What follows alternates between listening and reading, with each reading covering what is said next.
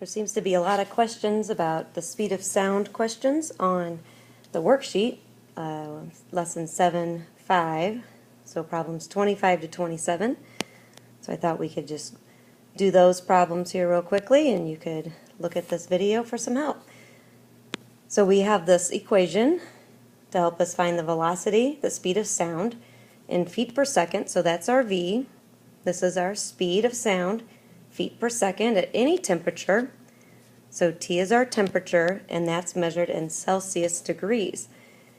So we're used to using X's and Y's, our input and output. T is our input, so that would be our X. That's where we would find our domain. And V is our output, so that would be our range. So first question is to identify the domain and range. So the domain, remember, is what you're allowed to put into the function. And we're allowed to put anything into our function that does not make whatever's underneath the square root a negative. So what are we allowed to put in for t is everything that's bigger than negative 273. Negative 273 would make our square root function, or our square root part, be a 0. But anything smaller than negative 273 would make it become negative, and then we would be in imaginary number land, so that's not allowed. So we could say that our temperature has to be greater than or equal to negative 273. So that would be our domain.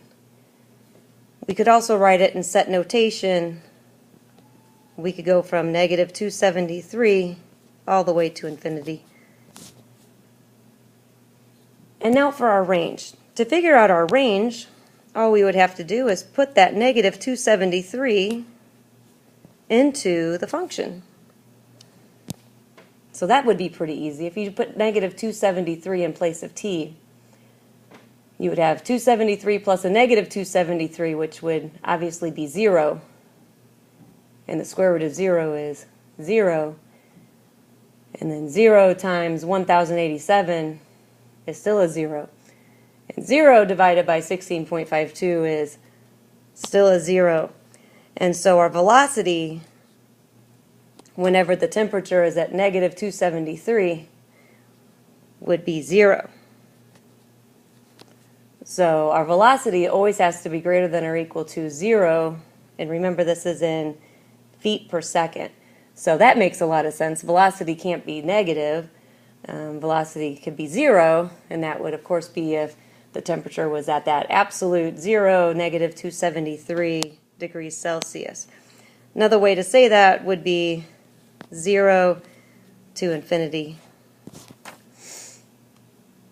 All right, so there's our domain and range. That's your answer for number 25. It also helps us to get our answer for 26, because 26 asks us to graph. Well, we have our actual beginning point. The very, very smallest point, or the beginning point for our square root function, which we know looks like half of a parabola. We know it is going to look like this. So where is that point? Well, it's going to be at negative 273, comma 0. So that's going to be your beginning point. We're sketching it, so we don't really need another point. So that's all 26 looks like. Now 27 takes a little bit more work. 27 we're going to have to actually do some solving. 27 gives you a velocity, and they're looking for the temperature. So the velocity here is 1,110, and they're wanting you to solve for t. So we're going to fill in the rest of our formula. Square root of 273 plus t over 16.52. And then we're just going through a process of using inverse operations. First thing I did was to multiply both sides by 16.52, And there's a lot of different ways that you could solve this. You could like simplify the 1087 and the 16.52. I just chose to multiply both sides by 16.52 and got 18337.2 is equal to 1087 square root 273 plus t. I then decided to divide both sides by 1087, which gave me 16.9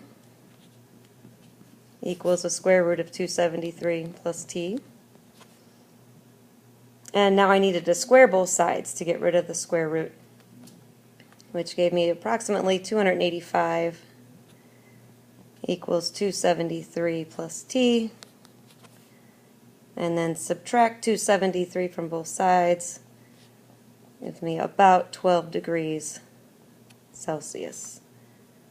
And so that would be the temperature at which sound travels at 1,110 feet per second. And that would be your answer then for 27. So hopefully this helped you, and no one will turn this in without that being done. Remember to always ask for help. Don't just turn in work not understanding. Always ask for help. Have a good day.